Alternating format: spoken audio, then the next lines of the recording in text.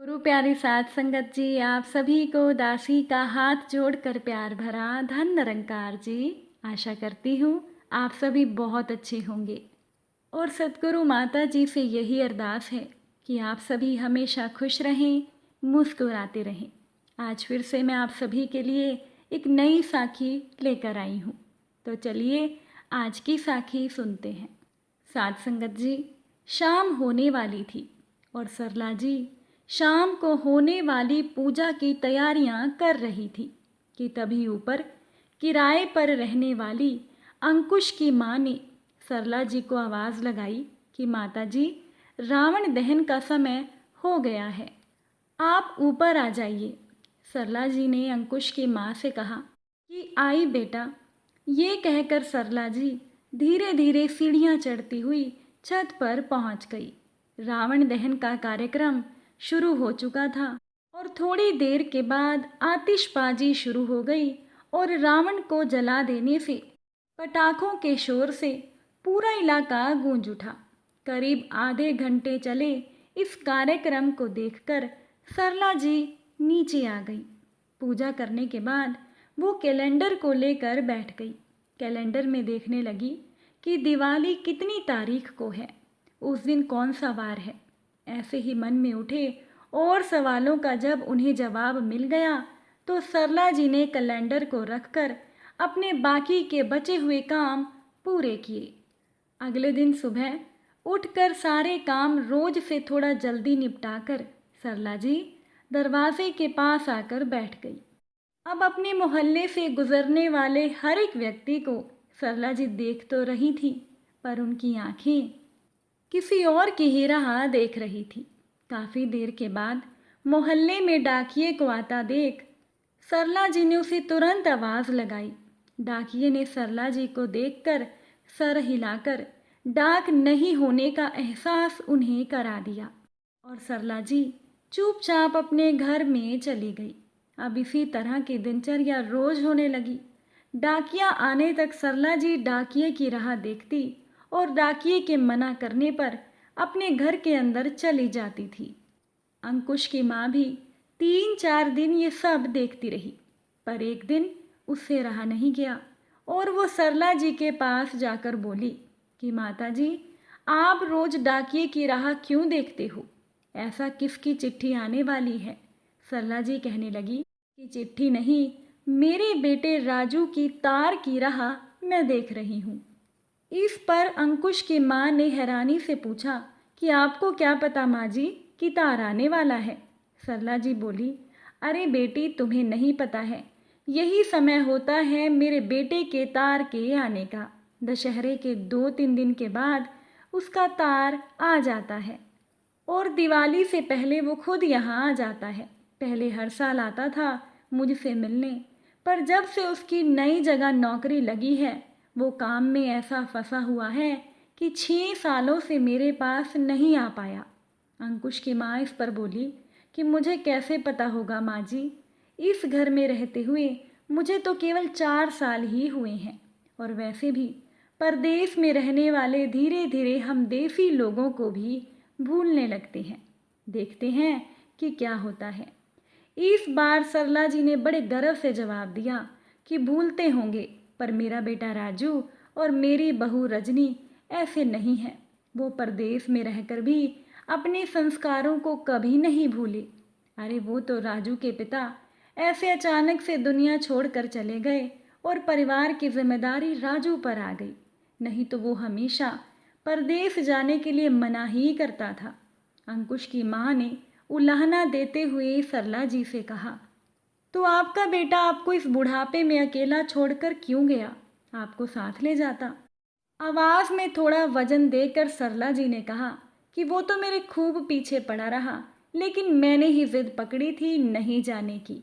मेरा मन तो अपने पति के बनाए इसी घर में लगता है और मुझे यहाँ कौन सी तकलीफ़ है। अच्छा सा घर है रहने को, खर्चे का पैसा राजू याद से हर महीने भेज देता है। मेरे पास प्यारे से पड़ोसी हैं और रहा मेरा ख्याल, वो तुम रखती हो एक बेटी की तरह, और मुझे क्या चाहिए? सहमति दिखाते हुए अंकुश की माँ बोली कि हाँ, आप मेरी माँ जैसी ही हो, पर आपको क्या पता कि इस बार वो लोग ज़रूर आएंगे। सरला जी ने दिल पर हाथ रख कर कहा, मेरा मन कह रहा है कि इस साल मेरा बेटा ज़रूर आएगा और कई सालों के बाद दिवाली का मज़ा आएगा। बस भगवान मेरे मन वाली बात की लाज रख लें। ऐसा कहकर सरला जी चली गई। अगले दिन वो जल्दी सुबह उठकर जैसे ही तैयार हुई तो मंदिर चलने का बुलावा आ गया। उनका जाने का बिल्कुल मन नहीं था, लेकिन उनकी पड़ोसन पीछे पड़ गई कि किसी संत का आगमन है, दर्शन करेंगे। तो सरला जी ने अंकुश की माँ को बुलाया और उसे डाकिये से तार का पता करने तक नीचे ही रहने को बोलकर सरला जी मंदिर में चली गई। 3-4 घंटे के बाद घर लौटते ही उन्होंने पानी तक नहीं पिया, बस एक ही सांस में अंकुश की माँ को आवाज़ देने लगी। अब छत पर कपड़े सुखा रही अंकुश की माँ को थोड़ी देर लगी नीचे आने में। उसके आते ही सरला जी ने पूछा कि तार आया राजू का? अंकुश की माँ चुपचाप खड़ी रही तो सरला जी निराश होकर नीचे बैठने लगी। तभी अंकुश की माँ चिल्लाकर बोली कि तार आ गया, माताजी देखो। ये सुनते ही सरला एकदम से खड़ी हो गई और अंकुश की माँ के हाथ से छीन कर तार को पढ़ा। सरला जी की खुशी का ठिकाना नहीं था।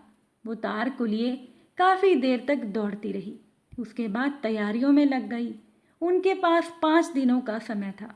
तैयारियां करने को तो वो ऐसे जुट गई कि जैसे एक ही दिन बचा हो।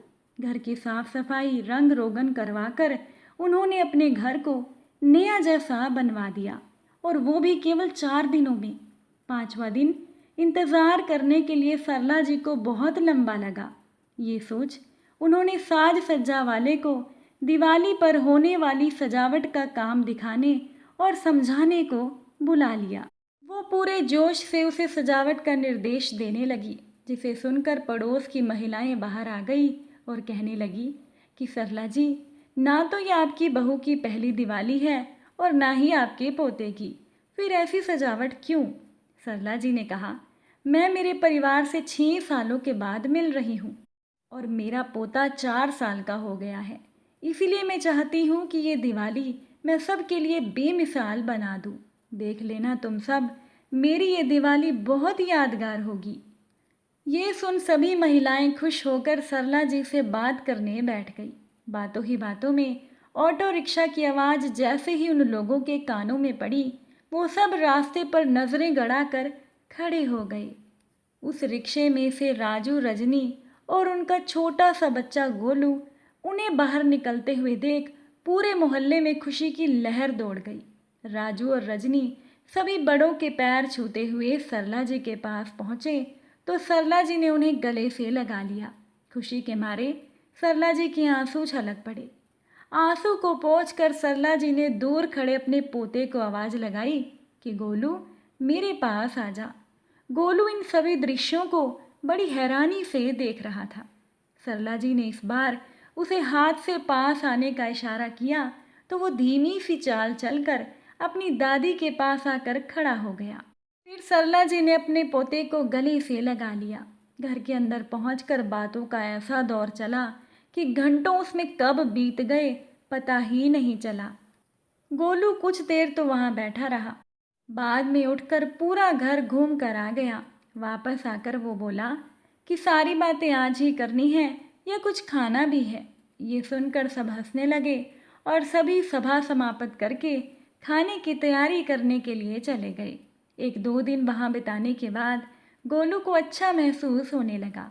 दिन भर वो घर में घूमता था और अपनी दादी सरला जी से कोई ना कोई सवाल पूछता रहता था और सरला जी भी उसके सवालों के बहुत प्यार से जवाब दिया करती थी। धीरे धीरे उन दोनों में दोस्ती हो गई और सरला जी गोलू को उसके पिता के बचपन की फ़ोटो दिखाने लगी और उससे जुड़े किस्से भी सुनाती थी। बदले में गोलू भी अपनी दादी को परदेश की बातें बताता था। गोलू ने अपनी दादी को बताया कि परदेश में उसके पिता भी ऐसे ही उसको यहाँ की खूब बातें सुनाते थे। ये जानकर सरला जी को बहुत अच्छा लगा। मोहल्ले के कुछ लड़कों को बुलवाकर सरला जी ने गोलू से उनकी दोस्ती भी करवा दी ताकि यहाँ उसका मन लगा रहे। एक तरफ गोलू नए दोस्तों और अपनी दादी में व्यस्त था, तो दूसरी तरफ उसके मम्मी पापा अपने रिश्तेदारों और दोस्तों से मिलने में। अब दादी और पोते में मौज मस्ती चलती रहती थी। रोज सुबह जब भी गोलू उठकर दादी के पास आता तो दादी उससे कहती कि गोलू बेटा, तुमने बहुत अच्छी बातें सीख रखी हैं, बस बड़ों के पैर छूना तुमने नहीं सीखा। बेटा, बड़ों के पैर छूने चाहिए और त्योहारों पर तो ज़रूर। लेकिन अपनी दादी की बातों का गोलू के पास एक ही जवाब होता था कि दादी, पैर को छूने से क्या होता है। मेरी मम्मी समझाती हैं कि आदर तो मन में होता है, पैरों में नहीं। ऐसे ही दिन निकलते गए और दिवाली का दिन भी आ गया। सरला जी ने अपने घर को बहुत सजाया, जिसे देखकर सब हैरान थे। सुबह उठकर गोलू सरला जी के पास आया तो त्योहार के दिन अपने पोते गोलू को टोकना सरला जी को ठीक नहीं लगा और उन्होंने गोलू को केवल शुभ दीपावली बोला। अब गोलू भी वापस शुभ दीपावली बोलकर अपनी दादी के गले लग गया और तैयार होने के लिए चला गया। घर में सबका पूरा दिन पकवान बनाने और शाम की पूजा की तैयारियों में लग गया। शाम को सभी ने मिलकर धूमधाम से पूजा की। पूजा के बाद गोलू ने दादी को एक खास तोहफा दिया। वो खास तोहफा था कि अपनी दादी सरला जी के पैर छूकर उन्हें प्रणाम करना। ये तोहफा पाकर सरला जी की खुशी का ठिकाना नहीं था।